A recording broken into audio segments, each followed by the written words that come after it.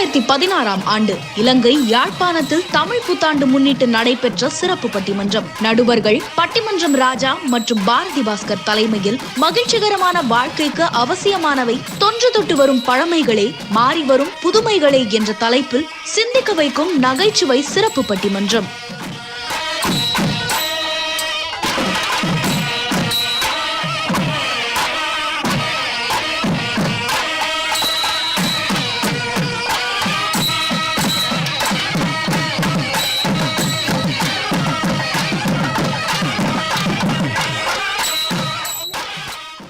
சுதந்திர இந்தியாவின் சட்டம் மற்றும் நீதித்துறைக்கான முதலாவது அமைச்சர் கலாநிதி B.R. அம்பேத்கர் அவர்களது 125வது பிறந்த தின நினைவு நாளை முன்னிட்டும் தமிழ் சித்திரை வருடப்பிறப்பை முன்னிட்டும் யாழ் இந்திய துணை தூதரகம் வட மாகாண பண்பாட்டு அலுவல்கள் திணைக்களத்துடன் இணைந்து நடத்துகின்ற இந்த சிறப்பு பட்டிமன்றத்திற்கு எங்களை இந்தியாவிலிருந்து வரவழைத்து எல்லா வகையான அன்பும் மரியாதையும் காட்டி மிகச் சிறந்த உணவளித்து தங்கும் வசதி அளித்து எந்த நேரமும் சிரித்த முகத்துடனேயே பேசிக்கொண்டு ஒரு மிகச்சிறந்த நண்பராக அன்பராக அதிகாரியாக எங்களோடு பழகி கொண்டிருக்கக்கூடிய ஐயா திருமிகு துணை தூதர் நடராஜன் ஐயா அவர்களே,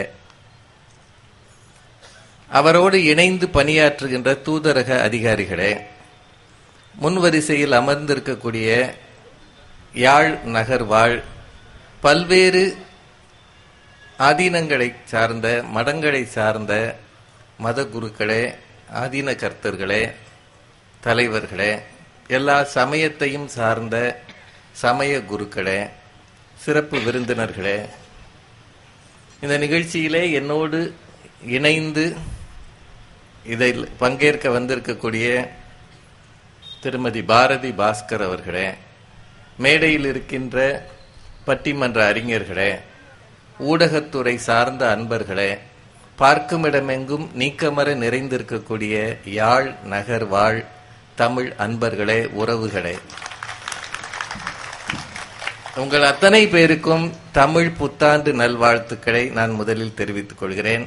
என்னுடைய அன்பான வணக்கத்தையும் என்னை வரவேற்று இங்கு எங்கள் இருவரையும் வரவழைத்ததற்கு நன்றியையும் முதலில் தெரிவித்துக் கொள்கிறேன். கொஞ்ச நேரத்துக்கு முன்னாடி ஒரு அருமையான இசை நிகழ்ச்சியை நாம் கண்டுகளித்தோம், ரசித்தோம். அது நடந்துகிட்டே இருந்திருக்கலாம்னு எனக்கு தோணுச்சு. இது 2 லாபம். ஒன்னு, அவ்வளவு அருமையான இசை கூட்டு பெரும்பாலும் கிடைப்பதில்லை. அதுல அந்த விபூர்வனா ஒரு தம்பி, அவரது தவில் வாசிப்பு இருக்க அது என் கண்ணுக்குள்ளே இருக்கு. அவங்க கிளம்பி போயிட்டாங்கன்னு நினைக்கிறேன். அவர் விபூர்வன் அல்ல, அபூர்வன். அபூர்வமான அந்த விரல் அசைவு இருக்கு பாருங்க. இது விரல் பேசுமா? தில்லானா மோகனால் படத்துல கேட்பாங்க, காலும் பேசுமோ அப்படின்னு. இது காலு கை அவ்வளவும் பேசுது. இசைக்குத்தான் ஒன்றை ஒன்று அப்படியே தட்டி கொடுத்து அழைத்து கொண்டு போகிறது. இது ஒரு அபூர்வமான கூட்டு கலவை. அது ஏன்னா நாதஸ்வரம் வாசிக்கும் போது தபேலா வாசிக்கிறார், வயலின் வாசிக்கும் போது தவில் வாசிக்கிறார். இது எங்க ஊர்ல நான் பார்த்ததே இல்லை. எல்லாவற்றிலும் யாழ் நகரம் சிறப்புடையதாக இருக்கும் என்று கேள்விப்பட்டு இருக்கிறேன். இன்றைக்கு நேரடியாக கண்டுகளித்த போது மிகுந்த ஆனந்தம் அடைந்தேன். வரலாற்று சிறப்புமிக்க நகரம் இது. இருப்பிடத்தால், வரலாறுகள் படைத்ததால், எல்லாவற்றையும் விட மூத்த குடி தமிழ்குடி என்று சொல்லும் போது தமிழ்குடிகளில் மூத்தவர்களாக கற்றவர்கள் யாழ் நகரத்து மக்கள் என்பதில் எல்லாருக்கும் உண்மை, அது பெருமை. அது எல்லாரும் அறிந்த உண்மை, அது பெருமை. தமிழ் இங்கிருந்து தோன்றி வளர்ந்தது அப்படின்னு வச்சுக்கலாம். நாங்க குற்றாலத்துல இருந்து வந்துச்சு, பொதிய மலையில இருந்து எல்லாம் சொல்லுவோம். இங்க கூட பாட்டு அவங்க வாசிச்சாங்களே, ஆயிரங்கண் போதாது வண்ணக்கிளியே குற்றால அழகை நாம் பார்ப்பதற்கு வண்ணக்கிளியேன்னு அதை இசை கூட்டுனாங்க. அதனால இங்கிருந்து வந்தது புலமை தமிழ், மேன்மை தமிழ், கரைபடியாத தமிழ், கொஞ்சமும் களங்கம் இல்லாத தமிழ். அதனாலதான் நீங்க பேசுற தமிழை பார்க்கும்போது தமிழ்நாட்டில் இருக்கிற எங்களுக்கெல்லாம் கொஞ்சம் வெக்கமா இருக்கு. கொஞ்சம் இல்லை, ரொம்பவே வெக்கமா இருக்கு. நாங்க இங்க வந்து 2 நாளா பேசுறதை விட கேட்டுக்கிட்டே இருந்தோம். ஏன்னா தப்பு பண்ணிடாம இருக்கணுமே. நிறைய ஆசிரியர்களை முன்னால் வைத்துக்கொண்டு ஒரு மாணவன் ஏதாவது வகுப்பு நடத்துற மாதிரி நாங்க இப்போ உட்கார்ந்து இருக்கிறோம். ஆசிரியர்கள் சில நேரம் ஒரு வேடிக்கை பண்ணுவாங்க வகுப்புல, டே வாசிடா அப்படின்னு. அப்படி சொல்லிட்டாருனாலே அவர் ஏதோ ஒரு ரெடி பண்ணியிருக்காருன்னு அர்த்தம். வாசிடான்ட்டாருன்னா அந்த பையனுக்கு சும்மா வாசிக்கும் போதெல்லாம் பேசாம இருப்பான். வாத்தியார் வாசிடான்னு சொல்லிட்டாருன்னா கை காலெல்லாம் நடுங்கும், தமிழ் தலைகீழா தெரியும். அந்த நிலையில நாங்க 2 பேர் உட்காந்துருக்கோம். என்னையா இவ்வளவு பெரிய கூட்டம், எங்க ஊர்ல எல்லாம் காசு கொடுத்து தான் கூட்டிட்டு வரோம்.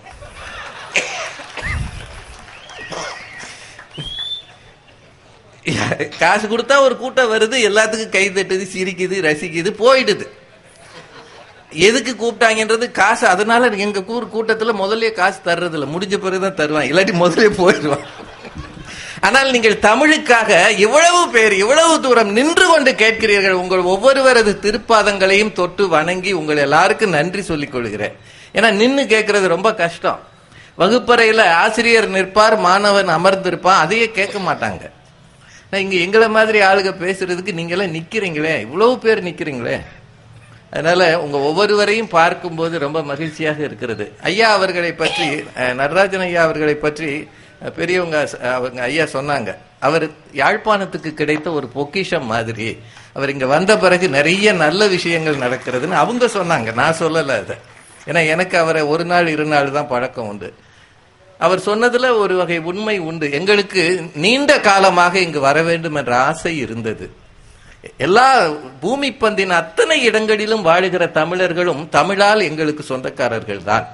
உங்களை எல்லாம் பார்த்து, நேரடியாக பார்த்து, ஏதோ தொலைக்காட்சியில கொஞ்ச நேரம் முகம் காட்டிட்டு போகிற நாங்கள் உங்களது அன்பை நேரடியாக ரசிப்பதற்கும் ருசிப்பதற்கும் வாய்ப்பு கிடைக்குமா என்று ஏங்கிக் கொண்டிருந்தோம் பல காலம்.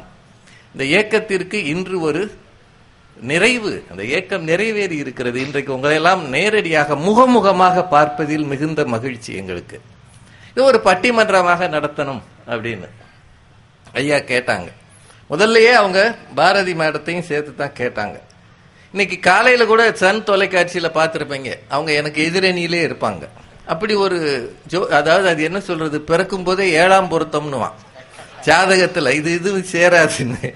இது இவங்களுக்கு அப்படியே அமைஞ்சு போச்சு. அவங்க என் கூட சேர்ந்து பேசினாங்கன்னா அன்னைக்கு ஏதாவது பூமி எதிர்ச்சி வரும். கடவுளே இன்னைக்கு வரக்கூடாது. எதிரிலேயே இருந்து பழகிட்டாங்க. பாப்பையா ஐயா அவர்களது பட்டிமன்ற குழுவில் நாங்க இருக்கிறோம். 2 பேரும் ஒரு அணியில இருந்தா யாரும் ஒத்துக்க மாட்டாங்க. எங்கேயாவது ஒரு விமானத்துல பக்கத்துல உட்கார்ந்து இருந்தாலே கேட்பாங்க, எதுக்கு நீங்க சேர்ந்து உட்கார்ந்துருக்கீங்க, இதுக்காக எதிரெதிர் சீட்ல வேற ஐயா உட்கார முடியும்.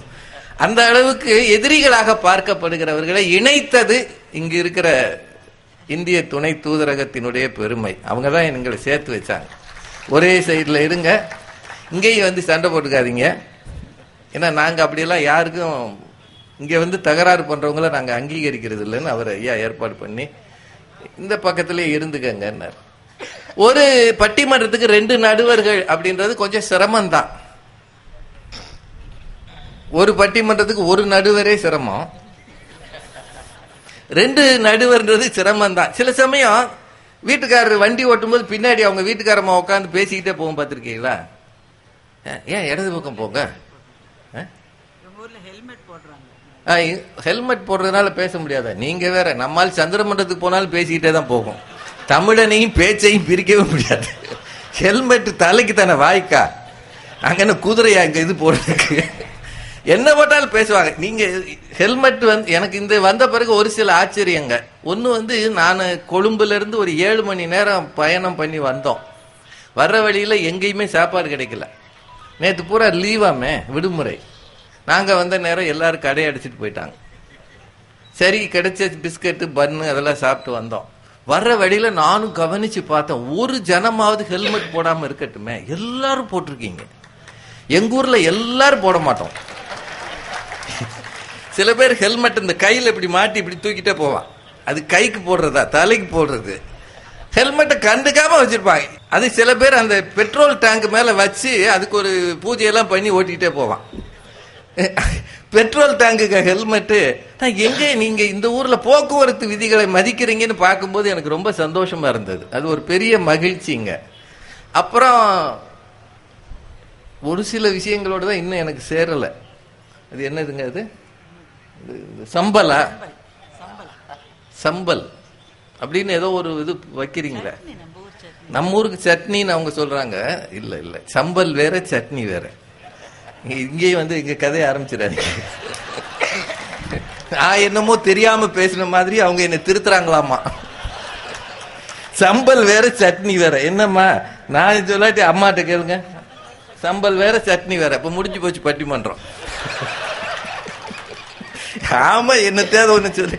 அதனால இது எனக்கு இன்னும் ஒத்து வரல. இவங்க நல்லா சாப்பிட்றாங்க. சம்பல் வேறு சட்னி வேறு அப்படின்றது இவங்களுக்கு அது புரிஞ்சு போச்சு. அப்புறம் புட்டு, பிட்டுன்னு நீங்க சொல்றீங்களோ, பிட்டு அதுதானே. ஏன்னா எங்க ஊர்ல இருந்து தான் அந்த பிட்டுக்கு ஒரு பெருமை உண்டு. சிவபெருமான் பிட்டுக்கு மண் சுமந்த ஊர் மதுரை. அந்த பிட்டுக்கு மண் சுமந்த ஊர் எங்க வீட்டு பக்கம் தான் அந்த புட்டு தோப்பு. அதை நாங்க புட்டுன்னு சொல்லுவோம். புட்டு திருவிழான்னு ஒண்ணு உண்டு அங்க. ஒவ்வொரு ஆண்டும் அந்த பிட்டுக்காக அவன் மண் சுமந்தான், பிறம்படி பட்டான். அது பாட்டுல கூட இருக்கும். பிட்டுக்கு மண் சுமந்து பிறம்படி பட்ட உன்னை பேசும் தமிழ் அழைத்தும் வாராது இருப்பதென்ன, இசைத்தமிழ் நீ செய்த அரும் சாதனை, இருக்கையிலே எனக்கே பெரும் சோதனைன்னு திருவிளையாடல் ஒரு பாட்டு வரும். அந்த இடத்துல இருந்து நான் வர்றேன். ஆனா இங்க சாப்பிட்ட சுவையில் பிட்டு நான் எங்கும் சாப்பிடவில்லை. அவ்வளவு அருமையா இருந்தது. ரொம்ப நல்ல நீங்க உணவுகள்லாம் வச்சிருக்கிறீங்க.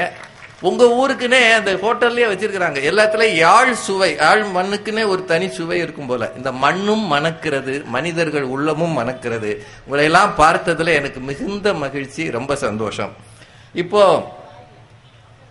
ஒரு பட்டிமன்றம், பட்டிமன்றத்தை பற்றி உங்க எல்லாருக்குமே தெரியும். இன்னைக்கு கூட நாங்க வந்திருக்கோம். எல்லாரும் தமிழ் மக்கள் பேசுறாங்க. தொன்று தொட்டு இருக்கிற தமிழ் கலை வடிவம் பட்டிமன்றம்.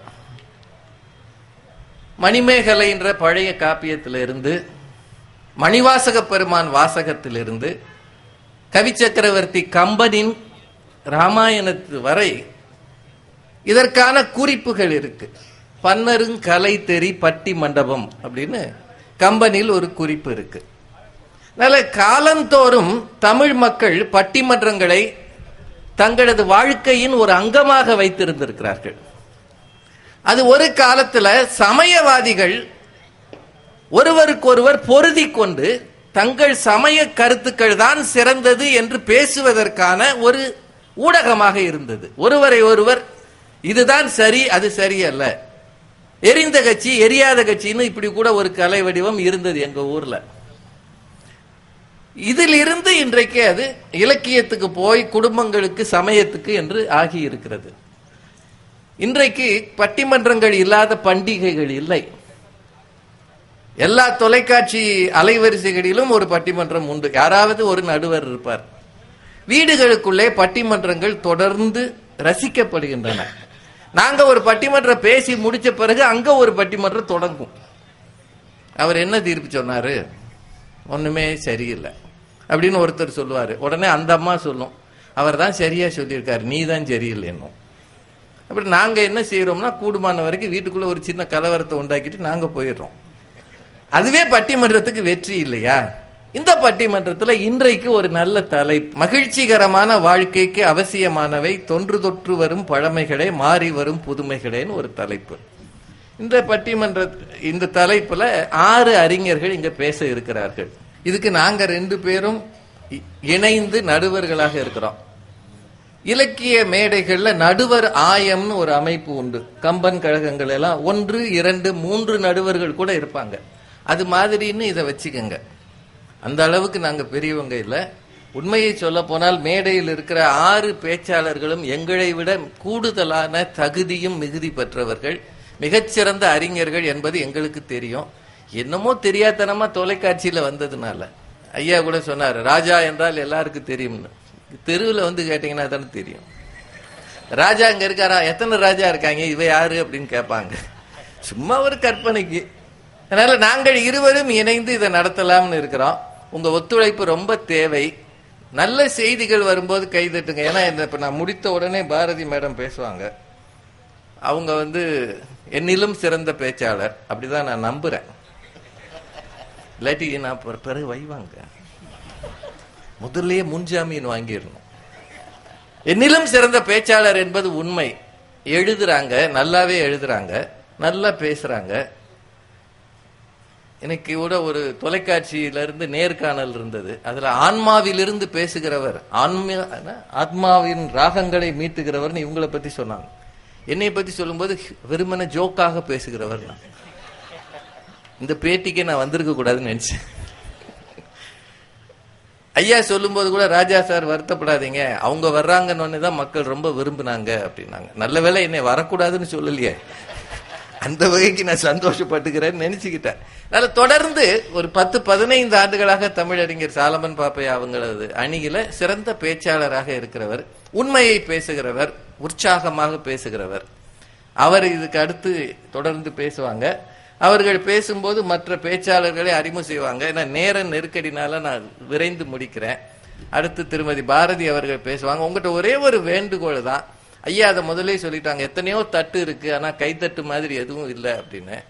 யாழ் மக்கள் வந்தவர்களுக்கெல்லாம் நல்ல உபசரணை செய்து அனுப்புகிற பண்பாடு மிக்கவர்கள். அதனால நிச்சயம் நல்ல கைத்தட்டுவீங்கன்ற நம்பிக்கை எங்களுக்கு இருக்கு.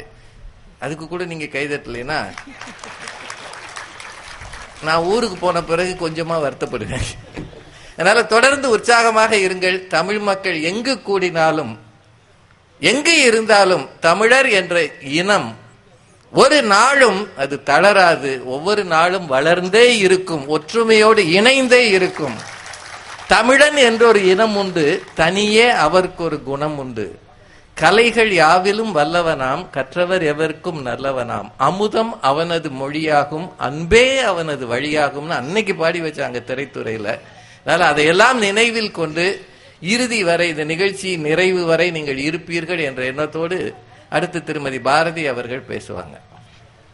சட்டமேதை அம்பேத்கர் அவர்களினுடைய பிறந்த தின விழாவை முன்னிட்டும் தமிழ் புத்தாண்டை முன்னிட்டும் பார்க்கும் இடமெல்லாம் கோலாகலமாக நடந்து கொண்டிருக்கின்ற இந்த இனிய நிகழ்வினை கட்டமைத்து எங்களை இங்கே வரவேற்றிருக்கின்ற துணை தூதர் ஐயா அவர்களே, தூதரகத்தில் பணியாற்றுகின்ற ஏனைய அன்பர்களே, அவர்களினுடைய இனிய குடும்பத்தினரே, முன்வரிசையில் அமர்ந்திருக்கின்ற வேறு வேறு சமயங்களைச் சேர்ந்த மத தலைவர்களே, பிரமுகர்களே, இந்த பட்டிமன்ற நிகழ்வை என்னோடு நடுவராக இருந்து நடத்துவதற்கு கனிவுடன் சம்மதித்திருக்கின்ற திரு ராஜா அவர்களே, மேடையிலே இருக்கின்ற பேச்சாளர் பெருமக்களே, என் கண் பார்வை எத்தனை தூரம் பார்க்க முடிகிறதோ அத்தனை தூரம் வரை எங்களுக்காக வந்து எங்களை பெருமைப்படுத்தி இருக்கின்ற எனது அன்பு தமிழ் சகோதர சகோதரிகளே, அத்தனை பேருக்கும் என்னுடைய பணிவின் வணக்கங்கள். ராஜா சார் அவங்க பேசுற போது தூதரையா, துணை தூதரையா அவர்கள் சொன்னாங்க, மேடம் வர்றேன்ற போதுதான் நிறைய பேரு உற்சாகமானாங்க அப்படின்னு சொன்னாரு. சில பேருக்கு எவ்வளவு கிடைச்சாலும் திருப்தி இல்லை, ஒண்ணு செய்ய முடியாது. பாருங்களேன், அவருக்கு எல்லாமே நல்லா தான் அமையும். பின்னாடி எங்க 2 பேர் படத்தையும் நீங்க அங்க பிரிண்ட் பண்ணிருக்கீங்க பாருங்க. அவருடைய படம் நேர கரெக்டா இருக்கு, என்னுடைய படத்தை ரிவர்ஸ் பிரிண்ட் பண்ணிருக்காங்க. எல்லாம் சரியா அமைந்தாலும் சில பேருக்கு ஒண்ணு குறைஞ்ச மாதிரியே இருக்கும். உண்மையிலேயே இந்த நிகழ்வை நடத்துவதற்காக இந்தியாவிலிருந்து நாங்கள் வர வேண்டும் என்ற அழைப்பை திரு ராஜா அவர்கள் மூலம்தான் நான் பெற்றேன். துணை தூதர் ஐயா அவர்கள் அவரிடம் பேசி ராஜா என்னிடம் சொன்ன போது, நான் ஒரு நடிப்பிற்காக இதை சொல்லவில்லை, நான் மனசிலிருந்து சொல்லுகின்றேன். இது என்னுடைய 15-20 வருட கனவு.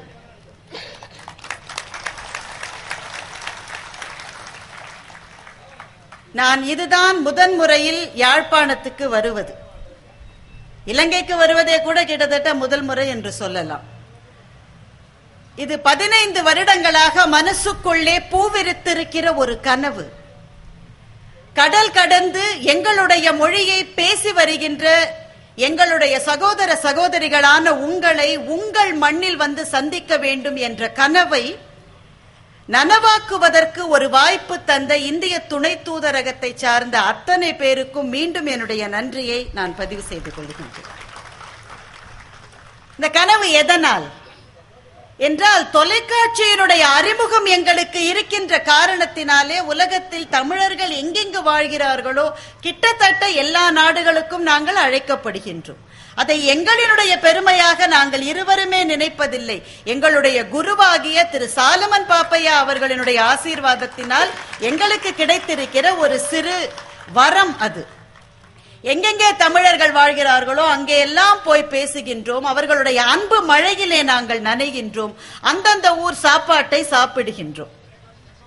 இப்ப திரு ராஜா பேசுற போது எனக்கே ஒரு நினைவு மயக்கம். பட்டிமன்றத்தினுடைய தலைப்பு என்னன்னு மறந்து போச்சு. சட்டினியும் சம்பலும் ஒன்றா வேறையா என்று தலைப்பு மாற்றப்பட்டதோ என்ற அச்சம் கூட எனக்கு வந்தது. அவ்வளவு தூரம் நாங்கள் உணவில் உறைந்து போவோம். அந்தந்த ஊருக்கு போகிற போது எல்லா ஊர்களிலும் நல்ல அனுபவங்கள் தான், மாற்று கருத்து இல்லை. ஆனால் மனசுக்குள்ளே அது ஏக்கம் என்று சொல்லுவதா, தாகம் என்று சொல்லுவதா, வேட்கை என்று சொல்லுவதா, விருப்பம் என்று சொல்லுவதா, இன்னமும் கூட யாழ்ப்பாண மண்ணிலே கால் வைக்க முடியவில்லையே என்கின்ற அந்த ஒரு எண்ணம் நெருஞ்சி முள்ளாக மனசுக்குள்ளே இருந்த காலகட்டத்தில் தான் இந்த அழைப்பு வந்து இந்த மண்ணை நாங்கள் மிதித்திருக்கின்றோம்.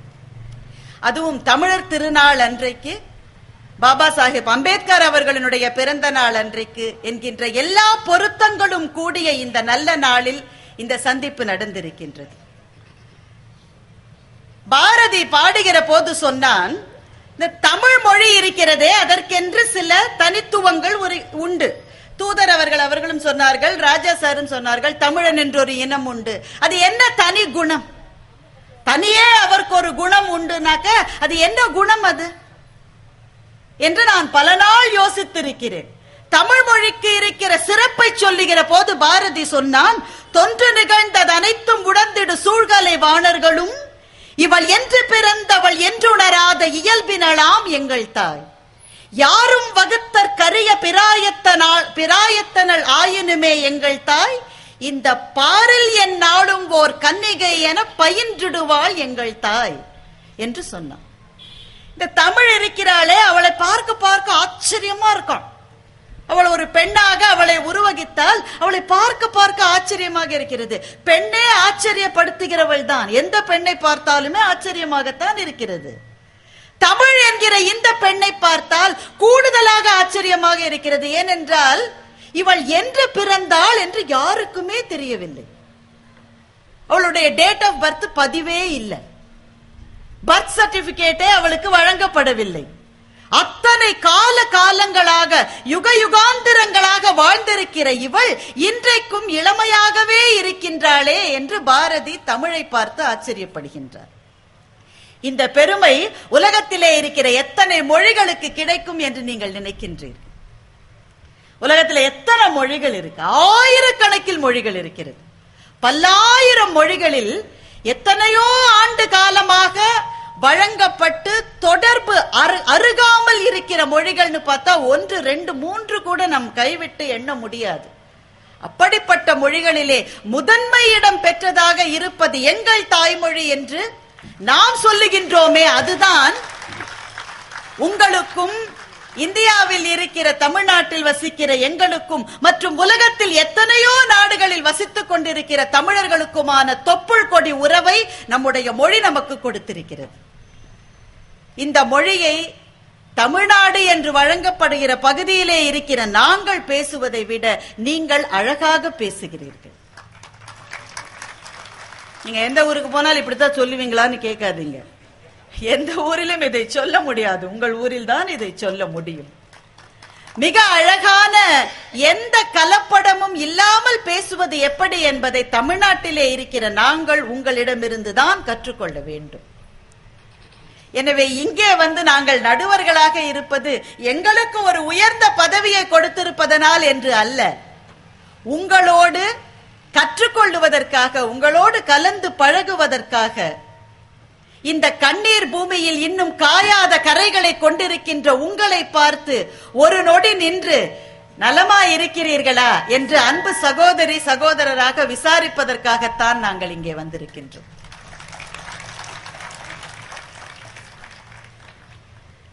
உங்க சார் வந்து யாழ்ப்பாணத்தினுடைய பெருமைகளை பற்றி நிறைய சொன்னார்கள். நிறைய சொல்லிக் கொண்டே போகலாம், நம்மிடம் நேரம் இல்லை.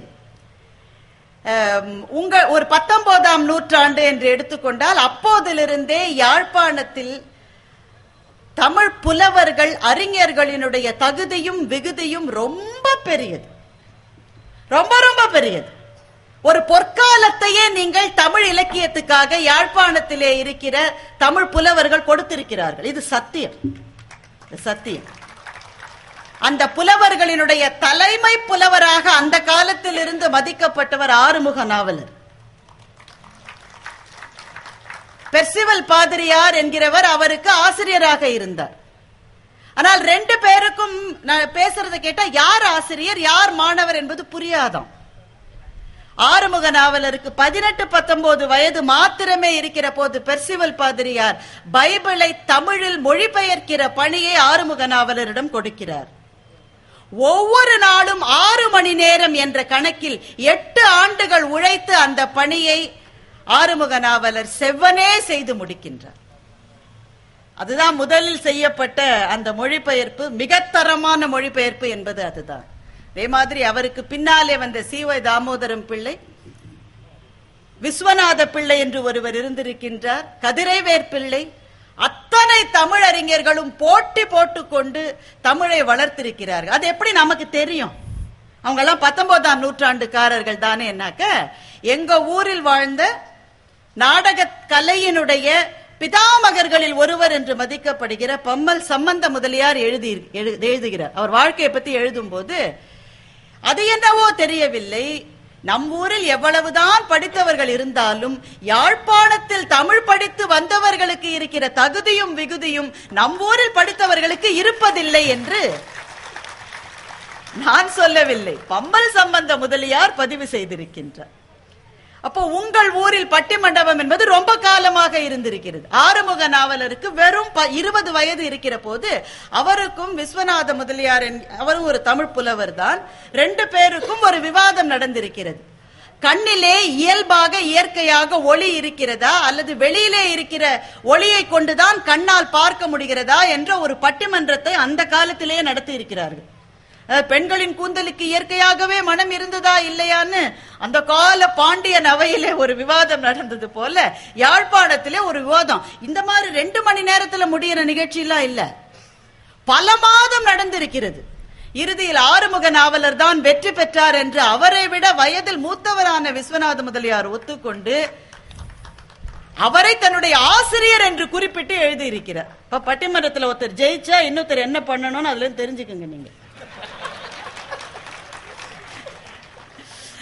உண்மையிலேயே திரு ராஜா அவர்கள் நகைச்சுவையாக சொல்லுகிறாரே தவிர எந்த பெண்ணுக்குமே பொது மேடைகளிலே வந்து வீட்டையும் கவனித்துக் கொண்டு இந்த மாதிரி பல அலுவல்களில் இருக்கிற போது அதற்கு உதவி செய்வதற்கு முதலில் குடும்பத்தினர் இருக்க வேண்டும், அப்போதுதான் வெளியே வர முடியும். குடும்பத்தினருடைய பங்களிப்பு மிக பெரியது.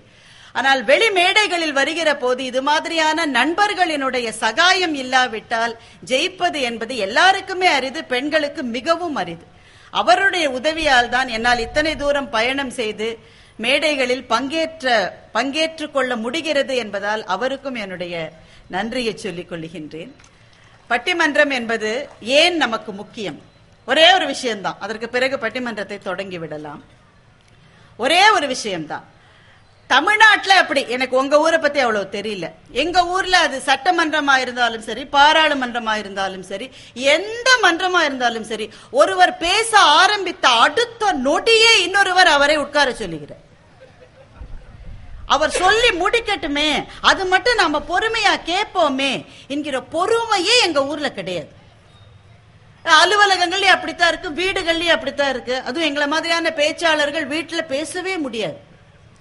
ராஜா சார் வீட்டுல அவர் ஏதாவது 2 வார்த்தை பேசிட்டா அவர் மகன் உடனே சொல்லிடுவாரு, பெல் இருந்தா எடுத்துட்டு வாமா, அதை அடிச்சா தான் அவர் உட்காருவாரு. ஒருவர் பேசி இன்னொருவர் முழுவதையும் அதை உள்வாங்கிக் கொள்கிற பொறுமை என்பது எந்த கலை வடிவத்திலும் இப்போது கிடையாது. ஆனால் பட்டிமன்றம் என்ற கலை வடிவத்தில் தான் அது இருக்கிறது. அம்மா பேசுறாங்க, அது ஐயாவுக்கு பிடிக்கவில்லை என்றால் கூட அவங்க பேசி முடியற மட்டும் அவர் காத்து தான் இருக்கணும். உடனே தவ்வி ஏறி நீங்கள் சொல்லுவதை நான் முழுமையாக வன்மையாக கண்டிக்கிறேன் அதெல்லாம் இங்க சொல்லக்கூடாது. அவருடைய நேரம் வருகிற போது அந்த நேரத்துக்குட்பட்டு அவர் கருத்துக்களை மறுக்கலாமே தவிர தனிநபர் விமர்சனங்களை வைக்கக்கூடாது. பட்டிமன்றம் என்ற கலை வடிவம் இந்த ஜனநாயக மாண்புகளை காப்பாற்றுகின்ற ஒரு கலை வடிவமாக இருப்பதால் தான் அது பொதுமக்களிடையே இவ்வளவு தூரம் போய் சேர்ந்திருக்கிறது. இன்றைக்கு ஒரு சுவாரஸ்யமான தலைப்பில் இந்த பட்டிமன்றம் நடக்க போகிறது. அதை சொல்லுவதற்கு முன்னால் ஒரே ஒரு நிமிடம், அம்பேத்கரினுடைய பிறந்த தின கொண்டாட்டத்தின் ஒரு பகுதியாகவும் இந்த விழாவை நாம் நடத்தி கொண்டிருக்கின்றோம். சில மாமனிதர்கள் வரலாற்றில் நிலைத்த இடத்தை பெறுகிறார்கள். காலம் என்கின்ற கரையானால் அவர்களினுடைய இடத்தை ஒரு நாளும் அழிக்க முடிவதில்லை. அந்த மாமனிதர்கள் மறைந்து போகலாம், இல்லாமல் போகலாம், ஆனால் காலம் அவர்களை நினைவு வைத்திருக்கிறது. அந்த மாதிரியாக நினைவு கூறப்படத்தக்க சில வரலாற்று நாயகர்களில் அம்பேத்கர் அவர்களும் ஒருவர் என்று நான் உறுதியாக நம்புகின்றேன். ஏனென்றால் ஜாதி என்கின்ற பிரிவு எத்தனை தூரம் ஒரு சமூகத்தை பின்னிழுக்க முடியும் என்றால் ஒரு 1000 வருஷங்கள் ஒரு சமூகத்தை அது பின்னுக்கு தள்ள முடியும்.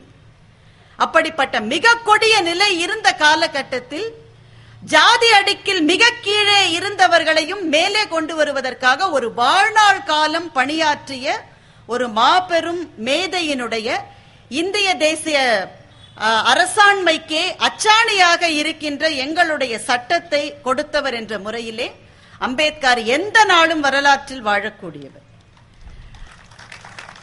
அவருடைய நினைவாகவும் உலகத் தமிழர்கள் அத்தனை பேரையும் இணைக்கின்ற தமிழர் திருநாளின் வாயிலாகவும் இந்த பட்டிமன்றம் நடந்து கொண்டிருக்கின்றது. சுவாரஸ்யமான தலைப்பு. திரு ராஜா அவர்கள் ஏற்கனவே அந்த தலைப்பை உங்களுக்கு சொன்னார். மகிழ்ச்சிகரமான வாழ்க்கைக்கு அவசியமானவை தொன்று தொட்டு வரும் பழமைகளா, மாறி வரும் புதுமைகளா? இதுல பழமை என்றால் என்ன, புதுமை என்றால் என்னன்னு நாங்க 2 பேரும் இப்ப சொல்லல. பல சமயங்களில் பட்டிமன்றங்களில் பேசுகிறவர்களுக்கு யார் எதிரினா நடுவரே சில சமயத்துல எதிரி.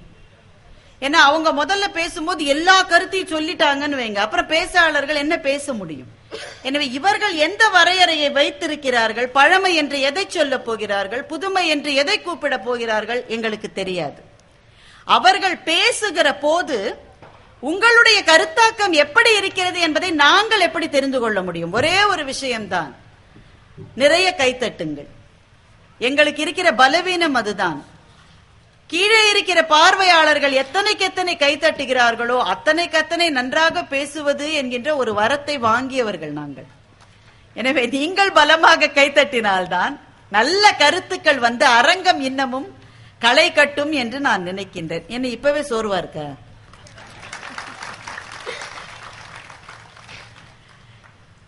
இன்னைக்கு தெரி படம் ரிலீஸ் ஆயிருக்கு, அங்க போனா இப்படித்தான் கைத்தட்டுவீங்களா? இதை விட கொஞ்சம் நல்லா வராது கைத்தட்டல்.